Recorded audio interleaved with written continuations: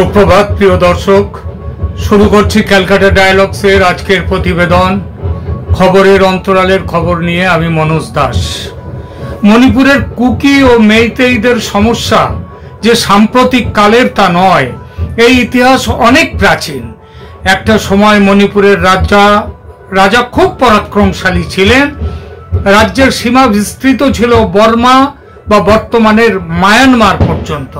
সীমানার দখল নিয়ে মণিপুরের সঙ্গে বর্মার নিয়মিত সংঘাত হতো। দুটি দেশই ব্রিটিশ শাসনে আসার পর এই সংঘাত কমে যায়। ভারতের স্বাধীনতা সংগ্রামের ইতিহাসে মণিপুরের একটি গৌরবজনক স্থান আছে। 1944 সালের 14 এপ্রিল নেতাজি সুভাষচন্দ্র বসুর নেতৃত্বে আজাদ হিন্দ বাহিনী মণিপুরের মৈরাং সেখানে ভারতের ত্রিবর্ণ রঞ্জিত জাতীয় পতাকা প্রথম উত্তোলিত করেন। দেশের মাটিতে সেই প্রথম উত্তোলিত হয় আমাদের ত্রিবর্ণ রঞ্জিত জাতীয় পতাকা। 1947 সালের 15 আগস্ট দেশের কয়েক শত রাজা শাসিত যে রাজ্য বা প্রিন্সলি স্টেট, তাদের সঙ্গে মণিপুরও স্বাধীনতা পায়। 2 বছর পর 15 অক্টোবর মণিপুরের রাজা তার রাজ্যকে ভারতের সঙ্গে যুক্ত করেন, হয়ে যায় একটি কেন্দ্র শাসিত প্রদেশ। 1972 সালে ভারতের একটি অঙ্গরাজ্য হিসেবে স্বীকৃতি পায় মণিপুর। মণিপুর মূলত পাহাড়ি রাজ্য। এই রাজ্যের 90% এলাকাই হলো পাহাড়ি, মাত্র 10% এলাকা ভ্যালি বা প্লেন ল্যান্ড।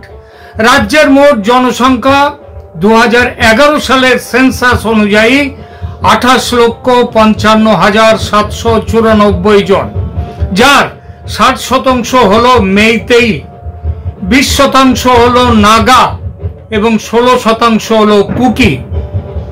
মেইতেইরা ধর্মে হিন্দু, কুকি এবং নাগারা এরা হচ্ছে খ্রিস্টান।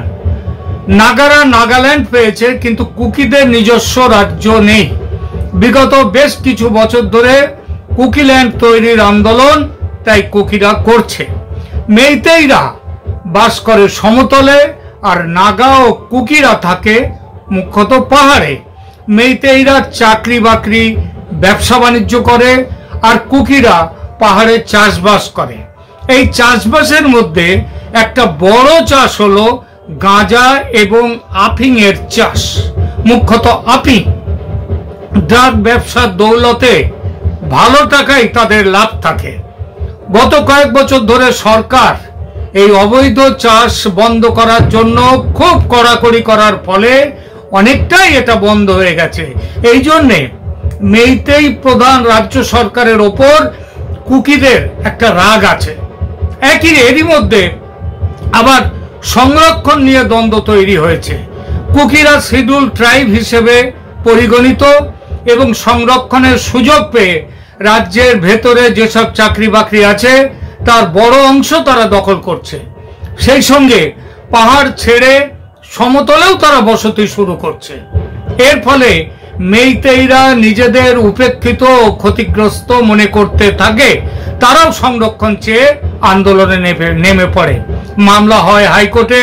হাইকোর্ট রাজ্য সরকারকে নির্দেশ দেয় মেইতেইদের শিডিউল ট্রাইবস হিসেবে রেকমেন্ডেশন দেওয়ার জন্য। কোর্টের এই নির্দেশ দেখে কুকিরা তাদের পজিশন খারাপ হওয়ার ভয়ে ক্ষেপে যায়। তারাও এর বিরুদ্ধে আন্দোলনে নেমে পড়ে। গত বছরের 3রা মে তারিখে কুকিদের এই আন্দোলন হিংসাত্মক হয়ে পড়ে। চূড়াচন্দ্রপুর জেলার টরবুং এলাকায় মেইতেইদের ওপর আক্রমণ করে কুকিরা। গোয়েন্দা রিপোর্টে জানা গেছে কুকিদের এই আক্রমণে যে কুকি সন্ত্রাসী, যারা সন্ত্রাসবাদী তারা ছিল। এবার আক্রমণ হতে পাল্টা আক্রমণে নেমে পড়ে মেইতেই যুবকরাও। চূড়াচন্দ্রপুরে এই সময় 2 কুকি মহিলাকে নির্বস্ত্র করে তাদেরকে উলঙ্গ অবস্থায় প্যারেড করানো হয়। যে ঘটনার ভিডিও সেদিন নয়, কয়েক মাস পরে সেটা প্রকাশ্যে এলে হইচই পড়ে যায় দেশে। এখনো তার রেশ মেটেনি। এমনই প্রচার হয় সেই ঘটনা যে দেশের সুপ্রিম কোর্ট ঘটনার সুমোটো সংজ্ঞান নেয় ও সরকারের প্রবল সমালোচনা করে। এরপরে যারা এই কাজের সাথে যুক্ত তাদের মধ্যে কয়েকজনকে গ্রেপ্তার করে পুলিশ এবং তারা এখনো অবধি তারা জেলেই আছে। গত বছর যে সংঘর্ষ শুরু হয়েছে দুই সম্প্রদায়ের মধ্যে, তাতে কমপক্ষে 70 জন নিহত, 231 জন আহত এবং 48,000 মানুষ গৃহহীন হয়। হিংসা ছড়িয়ে পড়তে কেন্দ্রীয় সরকার দ্রুত ব্যবস্থা নয়, আধা দ্রুত ব্যবস্থা নিয়েছিল কেন্দ্রীয় সরকার।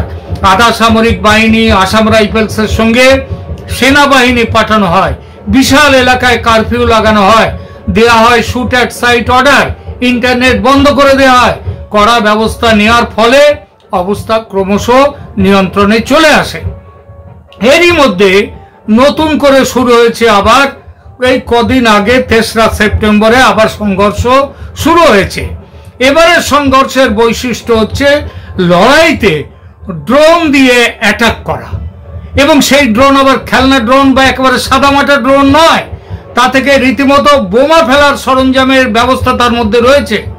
চাষবাসের কাজে অবশ্য কুকিরা আগে থেকে ড্রোনের ব্যবহার করত, পেস্টিসাইডস ছড়ানোর জন্য, বীজ ছড়ানোর জন্য ইত্যাদি নানা রকম কাজে। নিরাপত্তা বাহিনীও ব্যবহার করেছে ড্রোন মণিপুরে সার্ভেইলেন্সের জন্য, নজর রাখার জন্য ড্রোনের ব্যবহার নিরাপত্তা বাহিনীও করেছে। কিন্তু বোমা ভরে ড্রোন পাঠানো সবার চোখ একেবারে কপালে তুলে দিয়েছে। শুধু ড্রোন নয়, মেশিন গানের ব্যবহারও হয়েছে। এই আক্রমণের ফলে মেইতিদের 4 জনের মৃত্যু হয়েছে, 12 জন গম্ভীরভাবে আহত। কুকিরা তাদের ড্রোন পাঠিয়ে আক্রমণ করার ভিডিও ক্লিপও এই দুদিন আগে সোশ্যাল মিডিয়াতে পোস্ট করেছে। আর এসব দেখে এতদিন যে সন্দেহ করা হচ্ছিল, অর্থাৎ কেএনএফ এর উগ্রপন্থীরা নেমে পড়েছে, আসলে সেই সন্দেহ পাকা হয়েছে। কিন্তু কে এই কেএনএফ? কেএনএফ বা কুকি ন্যাশনাল ফ্রন্ট হলো বাংলাদেশের চিটাগং হিল ট্র্যাক্সে ঘাঁটি গেড়ে বসে থাকা কুকি উগ্রপন্থীদের একটি সংগঠন। বাংলাদেশে এই সংগঠনকে নিষিদ্ধ করা হয়েছে। ঢাকা বিশ্ববিদ্যালয়ের ফাইন আর্টসের গ্রাজুয়েট ন্যাথান বোম 2017 সালে এই সংগঠন তৈরি করে। বাংলাদেশের রাঙ্গামাটি ও বান্দরবান জেলার 9টি উপজেলায় এদের শক্তিশালী সংগঠন আছে। নাথান বোম এর আগে পার্বত্য চট্টগ্রাম জনসংহতি সমিতির ছাত্র শাখা পাহাড়ি ছাত্র পরিষদের নেতা ছিল। কেএনএফ দলের সদস্যরা কুকি চীন সম্প্রদায়ভুক্ত, চীনও হচ্ছে তাদের একটি সম্প্রদায়।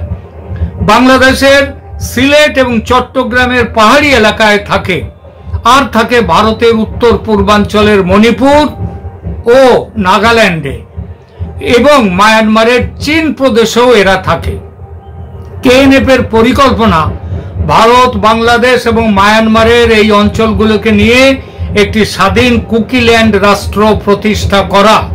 ভারতের মণিপুরের হামলার সঙ্গে এরা বাংলাদেশেও নানান সন্ত্রাসী কাজ প্রায়ই করে থাকে। এই বছরের এই 2024 এপ্রিলের 3 এবং 4 তারিখে এরা বাংলাদেশের 2টি ব্যাংকের 3টি শাখায় এরা ডাকাতি করে। ডাকাতির সঙ্গে একটি ব্রাঞ্চের ব্রাঞ্চ ম্যানেজারকেও অপহরণ করে নিয়ে চলে যায়। বাংলাদেশের নিরাপত্তা বাহিনীর লোকজন তারা অপারেশন চালিয়ে সেই অপহৃত ব্রাঞ্চ ম্যানেজারকে উদ্ধার করে। সে তাকে উদ্ধার করার সঙ্গে সঙ্গে চেউসিম বোম নামে কেএনএফ এর এক বড় নেতাকেও গ্রেফতার করা হয়। কেএনএফ খবরের শিরোনামে আসে গত বছর মে মাসে গত বছর 2023-এ বান্দরবানে বাংলাদেশ সেনার 2 সেনা কর্মীকে অপহরণ করে হত্যা করে তারা। কেএনএফ এর বিরুদ্ধে অভিযোগ, তারা জামাতুল আনসারের কর্মীদের অস্ত্র শিক্ষার ট্রেনিংও দেয় নিয়মিত।